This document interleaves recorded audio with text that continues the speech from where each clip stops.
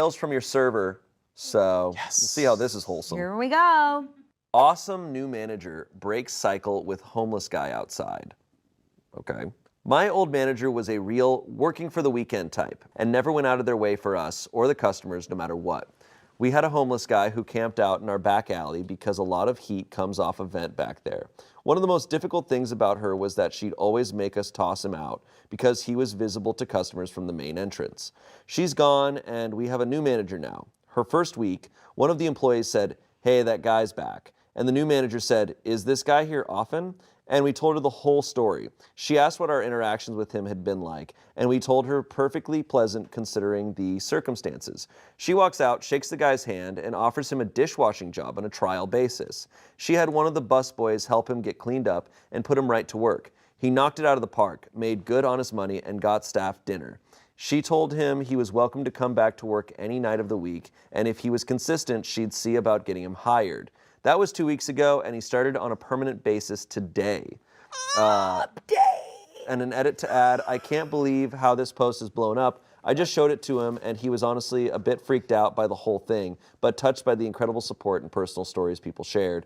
Now that he has a job, he's been able to move back in with his brother and is saving up all the money he makes here. He's a month clean and says things are going better now than they have been in a long time. He says thanks again. Damn. I'm getting full body chills. That is the sweetest story I've ever heard. That might be my favorite story I've ever heard on this show. Same. That's what you're supposed to do. I know. Oh. I love this. What? How sweet. And then she showed in the post. I know. Why are you guys looking at me? I just love that you're There's nothing to say. Yeah, I know. Wow. This is even better than WAP pizza. Or whatever. What? Yes. All right, here we go. I talked to the dead first husband of my wife and my stepdaughter. And? Okay. I met Helena almost 2 decades ago. It was a party at a lake for the local university. We liked each other, but our lives were very, very different. I was finishing school that year and had to do my year of civic duty, something we don't have anymore. With that, I would go to university far away. She didn't finish school, but started working early. I lived in a small town with my mother, and she already had her own apartment in a really rundown district of a huge city. Things just didn't work out. We kept in contact over the years, but I wouldn't say we were friends. We were people who liked to catch up via text or phone every 6 to 10 months. When I was home, we hooked up. But this stopped when she met her soon-to-be husband. I can't tell you anything about him because I never met him in person. They fell in love, got married, and Helena got pregnant with a daughter. They were happy together. I didn't really care. I thought it was sad that we didn't talk anymore, but I understood. I wasn't as lucky as her when it came to relationships. If you read my comments to other posts, you will see that I had my fair share of problems. I kind of accepted that I would never have a family, a stable relationship, or at least more than 3 days in a row of not being depressed. Let's say alcohol isn't the best idea in such a situation. At least I was high functioning. I did really well in university and started a career. It brought me back to my home region. I hadn't heard from Helena in several years. What I didn't know was that my life was a cakewalk compared to hers at this time. Helena's husband was killed in a car crash. Some asshole was driving under the influence and thought he could make the turn before her husband would pass. It wasn't me, but it was one more argument for me to stop drinking. I never asked for more details. She doesn't like this topic, so I try to respect it. She couldn't handle what happened and ended up in a clinic for her mental health. Her daughter was with her mother at the time. The day she was released, she had her own car crash. Turns out the doctors weren't joking when they told her she shouldn't drive with the drugs they were giving her. She went back to the clinic. Then she saw on Facebook that I was back in town. She wrote me and I answered. I visited her. She liked that I wasn't cursing at her for driving drunk. I didn't think I had the right to do it, given my love of alcohol.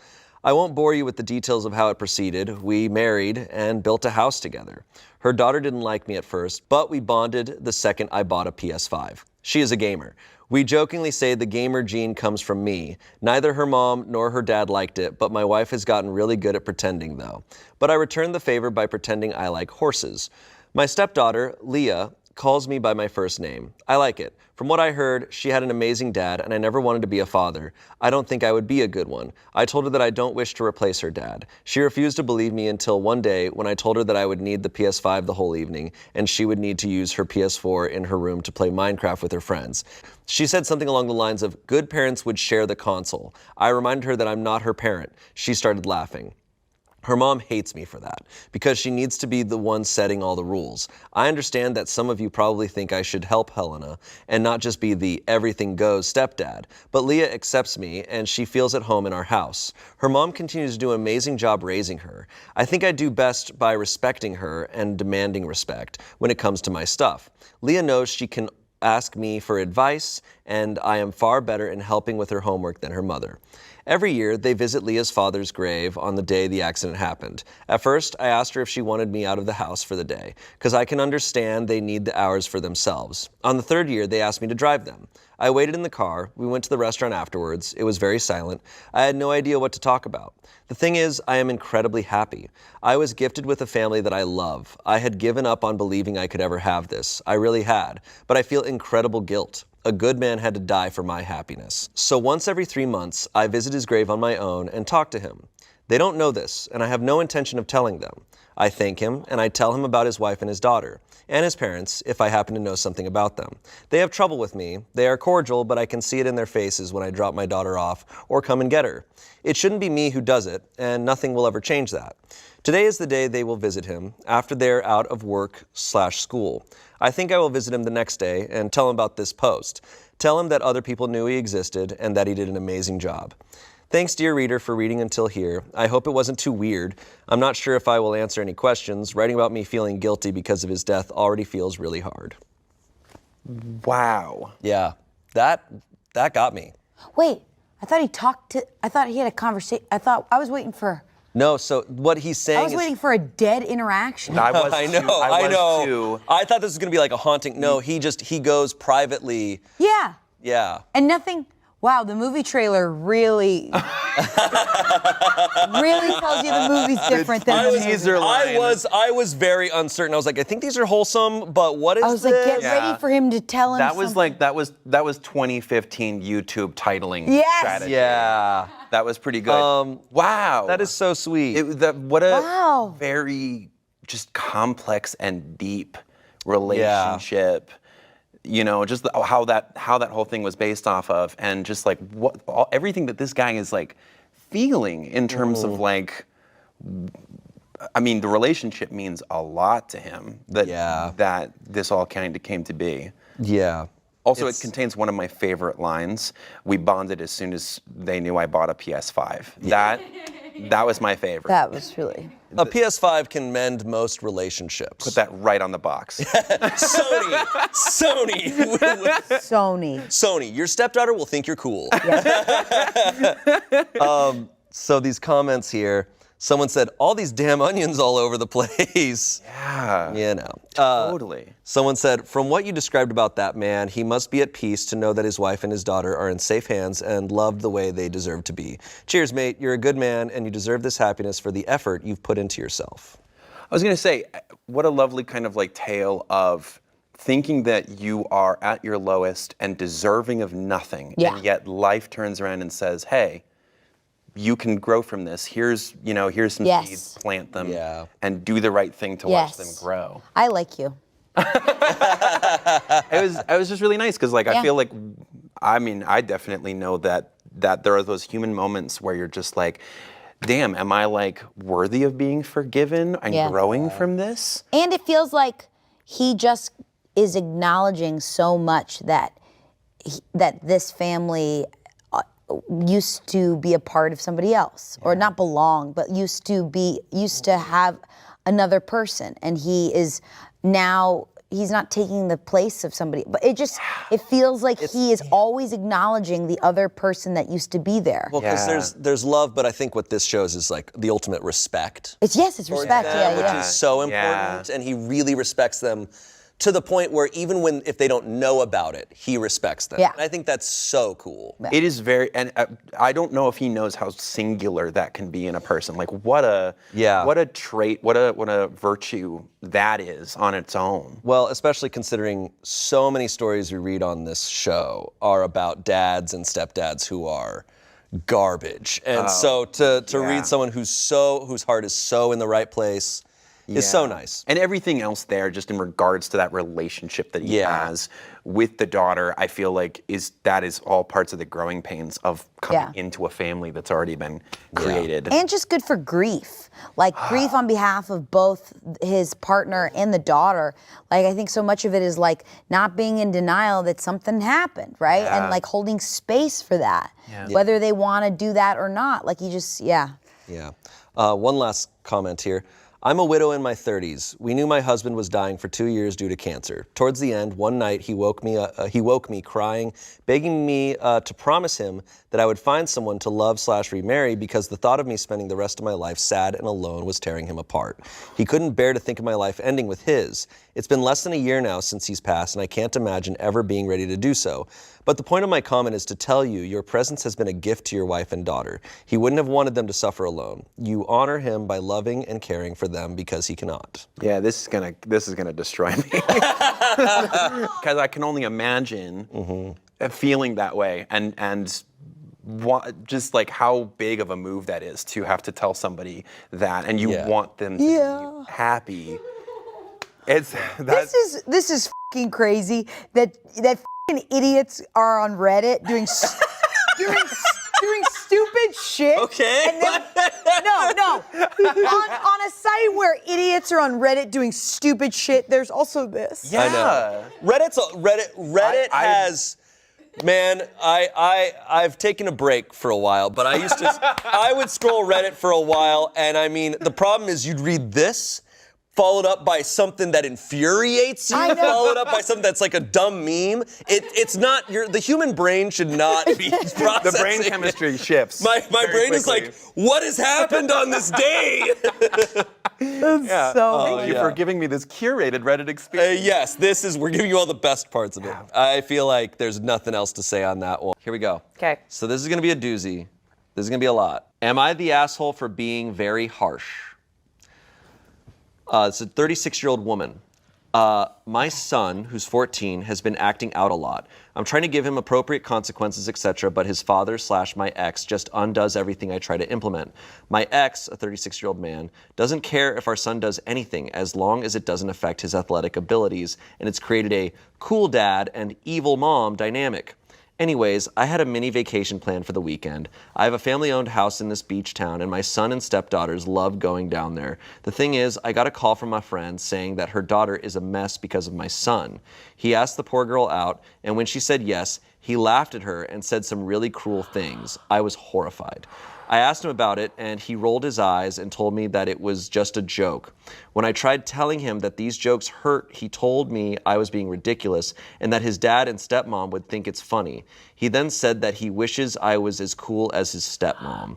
I told him that I'm his mother and that my first priority is being his mom, not being cool. I then told him that we're no longer going to the beach house. He also has to apologize to the girl, and if he ever bothers her or any other girl again, then the consequences will be a lot worse. I then proceeded to drive him to the girl's house and made him apologize to the girl in front of her mom. He said he was sorry, and I also said it. I bought her a necklace and took the money for that from my son's allowance as well. The girl was a lot happier, and her mom said she appreciated the apology. While driving back home, my son started yelling at me and said that that was the most embarrassing thing he's ever had to do. I told him to imagine how the girl felt when he did that to her in front of everyone. He just said whatever and was like, "Can we go to the beach now?" I said no, we can't and we won't. He started yelling again and said that I was doing too much over a joke, and that if the girl accepted the apology, then why am I making things so difficult for him? He also said that since I embarrassed him, this was the least I could do. He later called my ex, who told me that I was a major asshole for being so harsh, and he more or less repeated what my son said. I don't think I'm the asshole in the slightest, but I see how I'm being harsh. Just wanted some perspective because my ex, his wife, and my son are begging me to reconsider and relax. Am I the asshole? No. No. No, I think that she is totally getting ganged up on by them. And if her son is doing that, then he is just going to get worse towards Oh my women God. and anyone. I mean, he's yelling at his, like, I don't know. That makes me pissed. Yeah, I just went through a dark hole, like thinking about if I got married, if I got like divorced and, You're with someone who was that bad. and the stepmom was just like, yeah, just make fun of her in front I of know. her. It's like so stepmom stereotype crazy in my head. It It's is. like crazy. That's psycho behavior, because that's like intentional, planned out, like shittiness. Yeah. A lot of comments here. Not the asshole. Way to be an awesome parent and hold your child accountable. I can definitely see why you split with from the ex. Like, in what world is it a joke to screw with another person's emotions like that? I would have done the same thing if I had kids. She responded, thank you. I'm really trying. I love my son and I don't want him to grow up thinking he can do whatever he wants to people. My ex, he actually cheated on me and that's why we split, but his attitude was definitely a huge factor as well. I'm not surprised by that. No. No, I'm just surprised. Oh, God, all of this must hurt for her. I know. I feel this one deeply. Not the asshole. Your ex probably taught him it was okay to treat women less than. There was a post yesterday, I think, about a single father who bought his young daughter flowers from a florist just because. His colleagues saw him and said he was wrong for creating unrealistic expectations. Your ex is like that colleague who doesn't understand how to treat women correctly, and he's blaming men who do treat women with respect for making getting women difficult for men like him. I'm guessing it has something to do with the reason he is your ex. He's also teaching his son not to treat women correctly. You did the absolute correct thing here. Oh my God, in the indie movie version of this, we're being told both stories at the same time. Her marriage with said ex and the story of the son, and they're both happening at the same time. And while she's driving him to the kid's house to apologize, we're seeing the way that the son treated the kid similar to the dad treating her. And she's like, I won't raise my ex this way. And it's directed by Greta Gerwig. Don't give up. Don't give up your movie idea. She's gonna do that! Lady Bird 2. Lady Bird 2. Nuts. That's Yeah, it's really sad. It does shock me. Like, it really does shock me. All right. We have an update. Oh my God. Okay. Oh God, I have a feeling it's gonna break my heart. I think so. Yeah. Hi, I just wanted to make this post before I move on. I kept my word, no beach house no matter what my ex, his wife, and my son said about me. It was hard and I broke down on Sunday because even though I know my son loves me and that he's just angry, hearing him say that he wishes I wasn't his mother over and over hurts a lot. Jesus Christ. Whoa. On Sunday, May 1st, after my breakdown, I told him that he can stay with his dad for the week. My ex was going to have him for the weekend anyways. So yeah, Sunday evening I took my son out. I wanted to try one more time to make him understand, tell him I love him, and that's why I'm being so strict. I took him to a park we used to go to, just him and I. I usually took him there when my ex and I would fight and he would leave us for days to see his sister. Oh my God. He was pretty moody the entire time and called me crazy for wanting to eat on the grass, lol, but he complied. I asked him if he remembered the spot, and he said yeah. I then talked to him about everything. I also reminded him that there is nobody in this world and beyond that I love more than him. He was silent the entire ride to his dad's house, and I thought I f***ed up until we arrived and he said, I love you too, Mom. It was so hard to keep the tears in. I had to take a break from driving home because of how emotional I was. Monday and Tuesday were calm and nothing out of the ordinary. Wednesday night was different. My husband and I were out while the girls were with my in-laws when I got a call from my son. He was quiet but asked if I could pick him up. I called my ex, who just told me that our son was being dramatic, but I was welcome to take him. It was obvious that he and his father had a pretty bad argument about something. I asked him what happened since ex kept telling me it was nothing. Turns out my ex cheated on his wife. His wife confronted him and brought up the fact that he cheated on me. My ex proceeded to insult me and call me names to her. My son heard everything and put it together. My son was distressed, and I really wish he didn't have to find out. Not like this.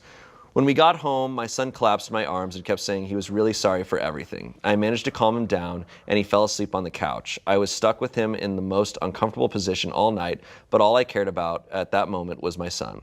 I didn't know I could love and care for someone this much. I never planned on having children, so this was a huge concern of mine. But the love I have for my son is crazy. He's a bit awkward, which makes sense. 14-year-old boys don't normally burst into tears and not let their mothers out of their grasp, but it'll be fine. I know it'll be a very long road, but it'll be worth it. Thanks for being supportive.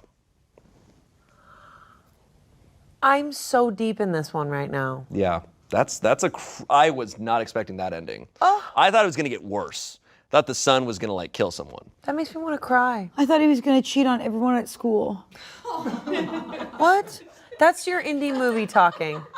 That's not real. That's your that's like season 2 of this indie. No, it's not. No, it's. Oh my God! People are crying in the room. Oh my God! No, that's not the indie movie. This is the indie movie.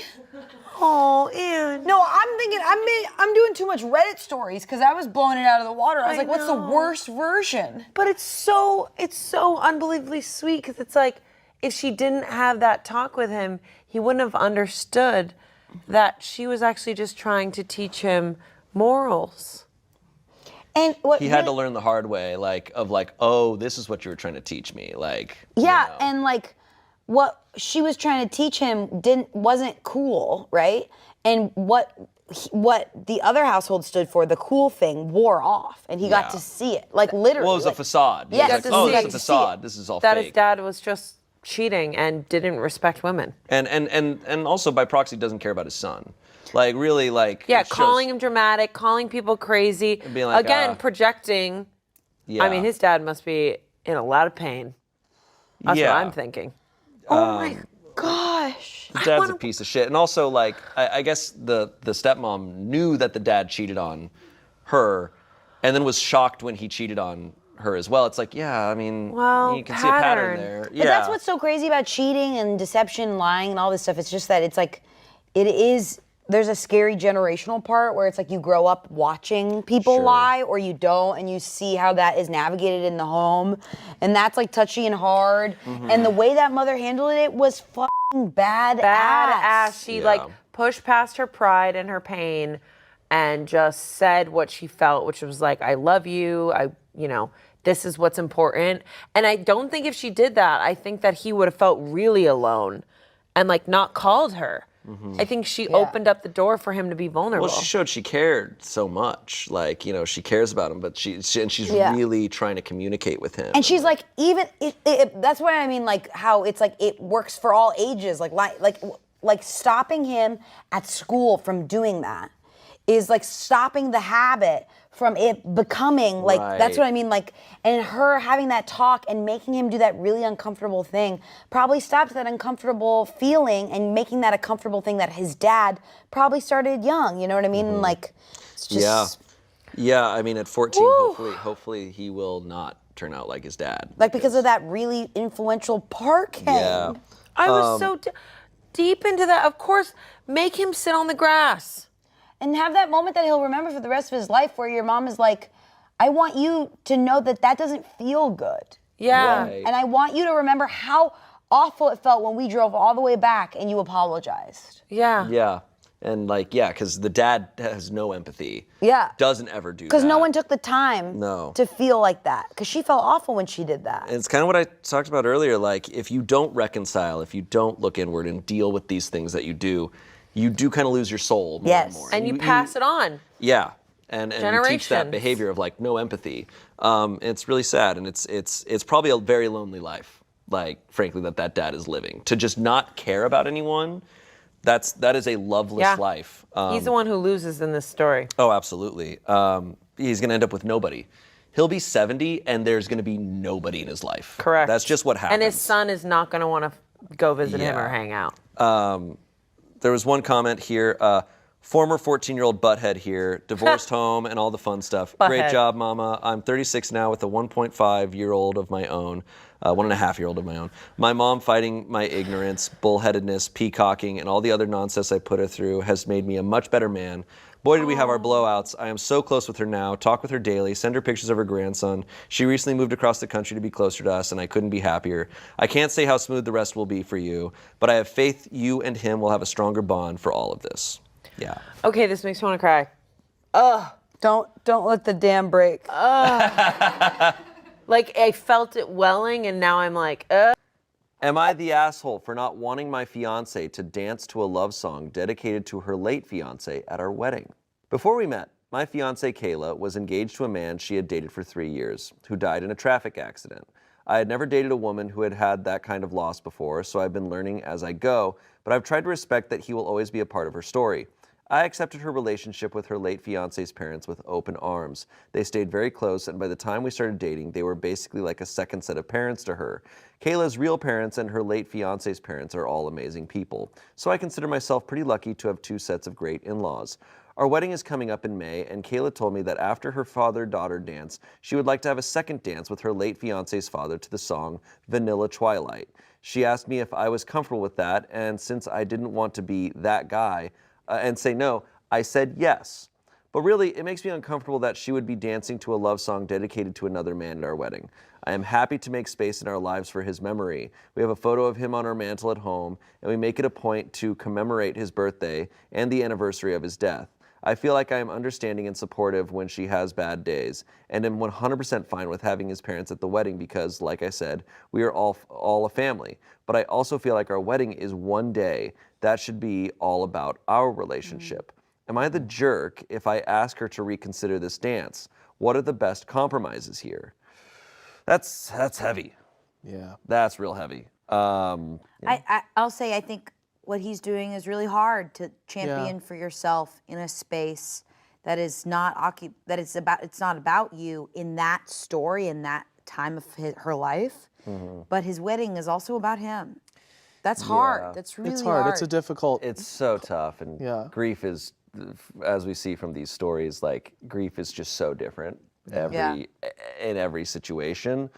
So how people go about it is so different. Yeah, because also if you don't speak up, he could be. You don't want someone just like not being fully honest in your relationship if something makes you uncomfortable. That lack of communication can build resentment, and then 5 years down the line, suddenly there's no respect. Yeah. Weddings are also like weddings, you know? You Yeah. know, They're they're like all a big, weddings are so weddings. yeah, they are. Yeah. So the verdict was not the asshole. Comments here, not the asshole. You might want to honestly ask her to sit down and reconsider if she is ready to be married to someone else, though. She still sounds very much invested in this other man, whether he is alive or not, and she just doesn't sound ready to commit to another person. Ask her if she is truly ready to commit or she is just honestly doing it because she thinks she should or it will help her move on.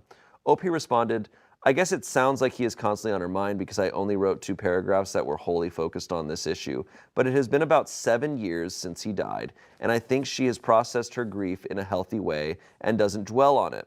We have our own inside jokes and our hobbies and our own hobbies and experiences that are unique to us. I can truly say I'm marrying my favorite person in the world. We are each other's absolute best friend. I don't have any illusions that our life together will entail her forgetting about her late fiance, nor would I want that. 2 anniversaries a year and a photo really don't represent a significant portion of her thoughts and feelings. Yeah, you know. I don't know what to say. You know, I think it is tough, as this comment like clearly demonstrates. We have so little to work off of that it's hard to know like the real situation with their relationship. But the good news is we have an update. Hey, I love that. I want stuff that says update. Like a hat. And I want you to be like, Or a shirt or something. Merch. 2 months ago, I married the love of my life. I was thinking about this thread the other day, how it went, and where my head was at when I made it, and I thought you guys might like an update. A little anticlimactically, the thing I was stressing about was a bit of a miscommunication, which probably happens a lot here. Kayla wanted to dance with her late fiance's, I'll go ahead and just call him Luke from now on, father at our wedding, and Vanilla Twilight was an example of a song along the lines of what she wanted, not the set in stone top choice like I had thought. I, and a lot of other commenters in the original thread, spent a lot of time overanalyzing the lyrics to that song, looking for hidden meaning in every word. It turns out she hadn't put much more thought into the suggestion than, this is a kind of sad song that I like. We got together that night, and she had made several playlists of possible first dance songs for us, songs for when she walks down the aisle, music to play at the reception, and song choices for her dance with Luke's father. We spent hours listening to them all and talking about the wedding. We even made a tournament-style bracket for our first dance song in her journal and put songs head-to-head against each other until the victor emerged. And at the end, we talked about the wedding, our relationship, Luke and their relationship, and grief. We talked about what it was like when she lost him, and what it was like for me when I lost my mom at a young age, what a family is, and all the things we're hopeful for in the future. We stayed up until 3 in the morning, just talking and planning and laughing and crying a little, and I'm so glad for it. After getting bombarded by dozens of different opinions from dozens of different people earlier that day, I had been worried that I was going to have a conflict with my fiancé shortly before our wedding, but there was no conflict, just pure memory. After that night, I started putting in more effort to be involved with the wedding planning process. I actually asked for things I wanted, which Kayla actually really appreciated. We also took a long weekend a couple of weeks before the wedding to go on a camping trip together, just the two of us, which I highly recommend to anyone who is getting married. Overall, there was a complete flip in my feelings leading up to the wedding, from being somewhat insecure and excited but nervous, to being completely at ease, excited, and feeling stronger in my relationship than ever. The wedding day itself was really wonderful and worth the wait. Kayla and Luke's father had their dance to Lean On Me, and I also had a dance with Kayla's mom, and it was very emotional in a good way. I really felt that the day was a celebration for our love. I was genuinely happy that Luke's parents were there to celebrate along with us, because they are very much members of our family, and I wish I had the space to describe all the ways they've been there for us through the years. My amazing wife is who she is because of all the experiences that she has had in her life. I don't want to be the kind of man who asks her to pretend that she has never loved before me, or pretend that her grief should be over forever now that she has me. I just want to say how glad I am that we shared that night together and that the wedding was nothing but love and celebration. I never thought I could be so happy. Damn. We're both. I'm like, they're ready. Yeah. They're sitting. That's crazy. Oh my gosh, it's so sweet. That is the sweetest. it's like next level. Oh, us. Both like, but we're crying. Oh my gosh, what I also love about this that I was gonna say before is that like, he didn't make any assumptions about how she feels. And I feel like on this, we see this a lot where it's like someone goes, this is how I feel. I feel threatened by this. It must mean that she's not over it, and it must mean that she's not into me, or it must mean this. And he didn't put any words in her mouth or tell her how she feels at all. He just was like, this is how I feel based off of her behavior. So I'm gonna take a moment to check back in. And that is maturity. Yes, Yeah. it is. It's awesome. Yeah, this is emotional intelligence on the max level. There's one comment here, and it is not of that caliber. Okay, because it's Reddit. Yeah, and we're back. And we're back to Reddit stories. Someone commented, I mean, if Luke hadn't passed away, your wife would be with him. OP responds to this. This line of thinking has never bothered me because it can be applied to so many other situations. All of life is millions of branching paths of choices that we do and do not make. It doesn't bother me to think that my wife would be with Luke if he hadn't died because, well, he has died, so that is not the situation. And it is only because that happened that my wife became the person I fell in love with. I have an ex-partner who I was very much in love with years ago, but we split up due to circumstances beyond either of our control. If that hadn't happened, then there's a good chance I would be married to her instead. But that's not the situation. That doesn't diminish the love that I have for my wife. And my wife, having lost someone very dear to her, doesn't diminish the love she has for me. Me and who?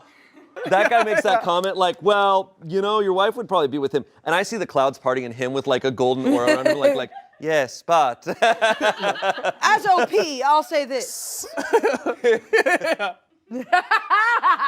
Wow, this guy's incredible. This guy's incredible. Good for Kayla. All these families are incredible. Everyone here is good people. I'd say so. I'd say that's I a think good that just summary. about sums it all up. Yeah. Today I fucked up by donating $15,041 to a poor community in Bangladesh instead of the $150 donation I intended. Okay. This happened in February of last year, but my friends have been telling me I need to post this online. So here goes nothing. My wife and I, both 31 years old at the time, moved into a new 3-unit apartment building in San Francisco. One of our neighbors is a 70-something-year-old retired veteran. We'll call him Joe. For context, Joe is a white American guy, and he's also a devout Hindu priest. One day I run into Joe in the hallway, and he tells me about this charity he manages for a community in Bangladesh. I wanted to support my neighbor and the charity, so I asked Joe to send me the GoFundMe link. The next day at work, I go on the GoFundMe page and donate $150, or so I thought. Moments later, I get a text on my phone warning me of an unusually large transaction on my credit card. I'm confused and swipe to open the text message. It says I have made a payment of $15,041 to GoFundMe. Immediately, I'm sweating. How could I have donated $15,000? I spend the next 10 to 15 minutes retracing my steps, and finally I realize my credit card starts with the numbers 4 and 1. It seems I had accidentally started typing my credit card information while my cursor was still in the donation box, and just like 150 became 150.41. Yikes. I call GoFundMe's support line in a panic, and when I finally connect with a human, I explain what happened. No need to worry, he tells me. They will initiate a refund of the transaction, which should process in 3 to 7 business days. That's a huge relief. But then I ask the agent if the charity will be able to see the donation on the GoFundMe page until it is refunded. What do you mean? The agent asked me. What do you mean? What do I mean? Was my response. Will they be able to see the $15,041 donation? Unfortunately, yes, the agent tells me. They will be able to see it until the refund process is complete. I tell them that's a big problem, as the entire GoFundMe had hardly raised that much at that point. Surely they will notice their fundraiser doubling overnight.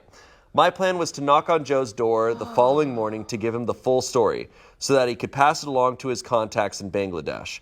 But when I woke up the next morning, I looked at my phone and saw I had 40 plus notifications on Facebook. Someone had sent me a friend request, had liked many of my old posts, and had sent me many messages. Immediately, I was concerned when I saw that the individual messaging me had a Hindu name, but I never could have imagined what I saw when I opened his first message. The man had sent me a video of himself from Bangladesh, surrounded by dozens. Hold on, this is so rough. Okay.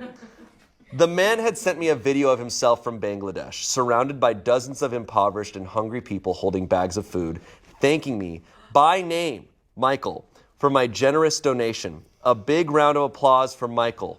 At this point, I've leapt out of my bed and I'm pacing. Part of me wants to scream, part of me wants to crack up laughing.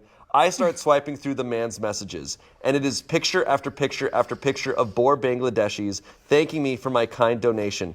Literally hundreds of photos of frail, elderly, disabled, and malnourished individuals holding signs with my name. Thank you, Michael. Thank you, Michael. I've uploaded a portion of the video and a few photos for you guys to see here. Oh my God. Oh my God. Oh my God. I'm sorry. I'm laughing because this is an insane situation to be stuck in. Okay. So, oh my God. So he sees the direct impact that this makes. Needless to say, I couldn't live with myself just donating $150 after seeing how the community responded to $15,041. I decided the least I could do was to add a zero, and so I donated $1,500 once the original donation was refunded. The charity's host was incredibly gracious and understanding, and he explained to me that $1,500 goes very far in Bangladesh for urgent food relief. Here is the charity's new GoFundMe link if you want to check it out. Ultimately, I think the whole experience was a win-win. I helped a great cause, and I got a funny story out of it. Okay, so to recap, he got it refunded, but then he donated $1,500. Okay. But I don't know. I feel like I would have to find a way to get the 15,000 and just eat it. Just eat it. Because I don't know. The problem is I don't know this guy's financial situation. No, right, exactly. I mean, exactly. he's got 15,000 to deposit. He's got 15,000. No, that could have been like, I mean, I get it, but like. It could have been everything. If that was everything, it's like. Yeah. I don't know. Yeah. You can't I take think it I would ask friends and family and just eat it. Some comments here. Best post on here in ages. Thank you for the great story and for helping out those folks. $1,500 is still very generous. Man, this got me good. I hope you didn't get behind on bills or anything after this mix-up. I will say, the fact that his original intention was $150. Which is still a great donation. So he still times that by 10 and Yeah. big deal. Yeah. Someone said, holy shit, man, that put a pit in my stomach just reading. I can't imagine how you felt. LOL. Shit happens. Glad your neighbor was understanding and good for you for going the extra mile. Watch this post blow up and a shit ton of Redditors donate. That would be awesome.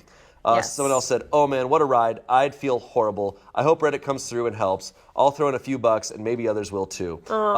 There's a GoFundMe link. We can see. Oh my God. So he posted. it's like He surpassed. posted it to Reddit, and this went viral. So okay, so their goal, they're at 93K, raised of 108K goal. So Oh my God. That's awesome. Wait, that's amazing. not gonna cry. Not gonna cry. Seriously. What a wonderful, wonderful thing that this like hilarious story It actually has ended up brought. being better that this all happened, and he posted it. And then, Shane's what? gonna cry. Stop. I'm not gonna cry. Stop. Cry. Stop. We're talking about assholes. I had to look away, like seeing the photo and everything. I'm like, So sweet. Yeah, the photos. And you know that they were not going to be upset if he was just like, crazy story, I had to refund it. yeah. They were the obviously fact that they going were to be so like, of cool. They're like, course. oh man, I love it's that they all good. have a thing. Thank you, Michael. Thank you, Michael. It's that sounds like a plot line for The Office. Like Michael Scott would accidentally do that and be like, yeah. I have to bring it back while still being Yeah. cool. So there's an update as of literally a couple weeks ago. Thanks for your kindness. Our ability to bring relief to others has multiplied many, many times. It is unbelievable. We've been struggling over the past several months, yet in the last 24 hours, over 1,800 donations have been received at GoFundMe, the largest single day in our history. We're astounded at the support we have seen, and this totally helps our effort. Kindly take a moment and share our campaign with friends, coworkers, and gentle souls. This will help us extend our reach to more people more often. As of right now, of reading this, it's not far off from their goal, but we'll post the link down below and check it out. Yeah. Keep it going. That was super meaningful of that guy to think of putting the link in there as well. Instead I know, of just it sharing really this. it really turned out well. And he, on Reddit, you don't know if someone's going to go viral or not. So basically, it's almost like he did eat the money almost, but didn't have to. Yeah. what I mean? It all. See what he should have thought of. Should have said all this. Posted. This all goes viral. Tons of donations, and then he retracts it silently. Yeah. He's like, He's like, I got my 1,500 back. This is one of the coolest stories we've ever. Oh my God. Yeah, very we'll post the heartwarming link. story. We'll post the link. You can be part of it too. Please. Cool story. So right. heartwarming. Wow. That was the sweetest story we've ever read. I, female 18, realized all the sacrifices my older brother, 25, made for us. This is from True Off My Chest. A lot of those. Just a quick trigger warning, there's referencing of parental abuse in this, so here we go. Created this account just for this story. Also, I want to keep in mind that I'm sharing this story from my perspective and from what my brother told me, so I don't know how much is completely accurate. But I also don't have a reason to doubt the accuracy. Me and my siblings grew up in a highly abusive environment. Besides my older brother, I have two younger siblings, a younger brother and a younger sister. Our parents were addicted to alcohol. They would drink every day, and it was like a forced round of Russian roulette. We either had luck and they would just argue downstairs with each other, or they would come upstairs to release their anger onto us. Whenever they did, my older brother would stand guard at the stairs to make sure we were safe. He would try to make them focus on him, so whenever they came upstairs, they would physically unleash on him. And when they tried to enter any of our rooms, he would provoke them so they would focus on him and hurt him until they were too tired to focus on us. While he protected us from them, he sacrificed his own childhood. And instead of doing something he liked, he educated himself and learned how to do programming each and every single day. He knew that something from the IT and programming sector would get him a high-paying job, and his goal was to get out of there and take us with him. But to take care of us, he needed money. He also never had friends at school because he saw friends as a waste of time for his goals, let alone the fact that he never properly finished his education because he was more worried about us than his own future. When he was 18, he did an internship for a local IT office that was looking for employees, and after a few weeks, he got the job and he was making good money. After he moved out, he found an apartment with enough space for all of us, and from that day on, he tried everything to get us out of there. After my brother was gone, we had to take on a lot, but at least we didn't have to wait for long. After my parents got arrested, we started to live with my brother. He had to do a bit more stuff so that my younger siblings could live with us too, but he somehow managed to convince authorities to let them stay with us. I will never understand where he got all this energy from to do all this. I was still underage when we continued to live with him, But in his new job, he made enough money to make sure we had it good, and he finally gave us the loving and caring home we craved for such a long time. I adore him so much. He was so selfless all the time and rather took care of us than himself. Yesterday, something happened that made me want to share this story. I woke up and went to get some breakfast, and when I passed my brother's door, I heard him crying in his room. I knocked at his door and went inside, and the moment he saw me, he wiped away his tears and smiled. He asked if I was all right. I didn't feel the need to answer. I just hugged him. I felt so sorry for him.